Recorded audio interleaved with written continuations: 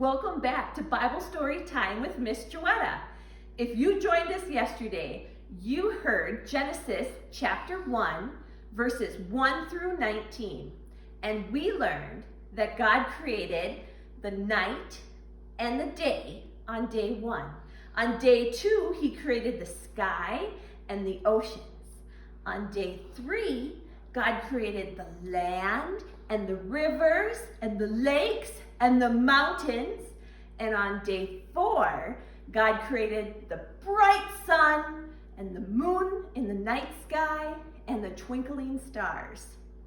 And I know you're probably thinking, Miss Joetta, you keep saying Genesis 1, verses 1 through 19. What does that mean? Well, so Genesis is a book in the Bible. There's many books, and I'm gonna get close to you here, but do you see these big numbers? That's a chapter. So this is chapter 1, and then there's chapter 2, chapter 3, there's many chapters.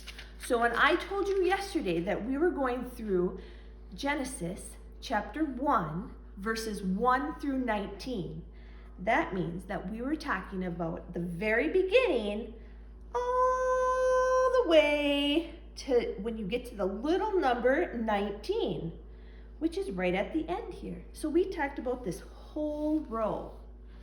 Today, we are going to talk about Genesis chapter 1, verses 20 through 25. So, on the 5th day of creation, the Lord God said, "Let there be fish." God made many fish to swim in the lakes and the rivers and the streams and the seas. Fish of every color and every kind. Some fish were spotted and some were striped. Some fish were shiny and bright. Other fish were hard to see. Some fish were tiny and some fish were huge. Some fish were prickly and others were smooth. Some lived alone and others liked to swim together. The Lord God made so many, many, many different kinds of fish. God blessed all the fish, and he told them, "Swim everywhere. Fill the seas and all the lakes and all the rivers. Have many babies so they will grow up to be just like you." Then the Lord God said, "Let there be birds." God made the birds to build nests up in the trees and to fly in the sky. Birds would call and sing to each other, and they sang many, many sweet songs. The Lord God made many, many different kinds of birds.